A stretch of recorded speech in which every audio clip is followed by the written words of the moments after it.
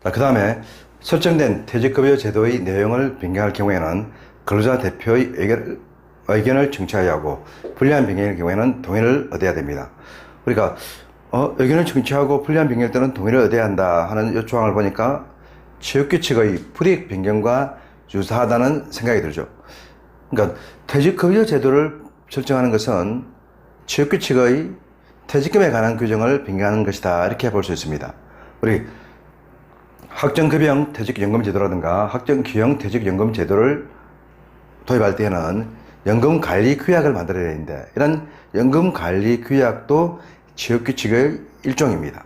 따라서 이런 제도를 설정한다라고 하는 것은 퇴직금에 관한 취업규칙의 내용을 작성 변경하는 것이다, 이렇게 볼 수 있습니다. 그렇기 때문에 퇴직급여 제도에 대해서는 취업규칙 작성 변경하는 것과 같은 절차를 취한다, 그렇게 보면 됩니다. 즉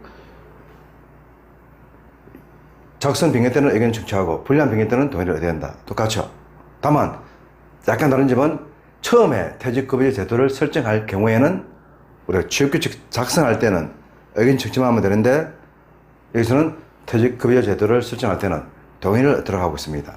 이렇게 하는 이유는 기존 사업장에서 퇴직금 제도를 시행하고 있다가 처음으로 퇴직급여 제도를 설정한다, 이렇게 할 경우에는 역시 불리한 변경일 경우도 있습니다.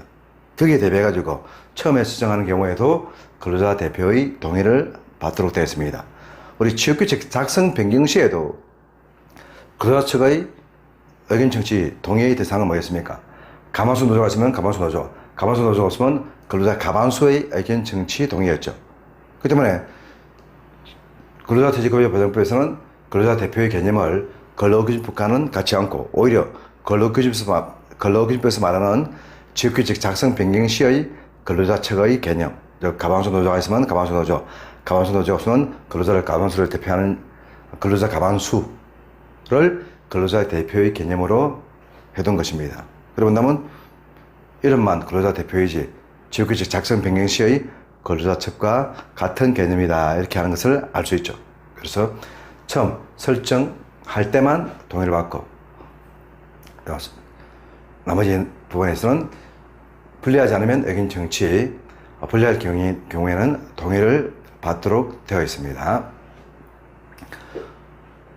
다음에 퇴직급여 제도의 차등 금지. 하나의 사업 또는 사업에서 급여 및 부담금 선정 방법에 차등을 둬서는 아니 된다, 당연한 내용이고, 그리고 확정급여형 퇴직연금 제도 및 확정기형 퇴직연금 제도를 함께 설정하는 경우 각각의 설정 비율의 합이 1 이상이 되도록 퇴직연금 규약을 정하여 퇴직연금 제도를 설정해야 한다.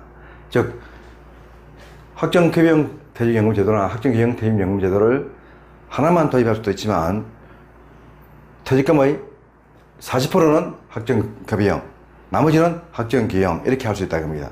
이렇게 할 경우에 이 둘의 합은 1이 되도록, 비율 합은 1이 되도록, 즉 법정 퇴직금 확정급여형 100%라든가 확정기형 100%라든가, 그 사람은 50%, 40%, 60%, 합만 1만 되면은 100%만 되면은 두 개의 제도를 동시에 도입해도 관계 없다라고 하는 겁니다.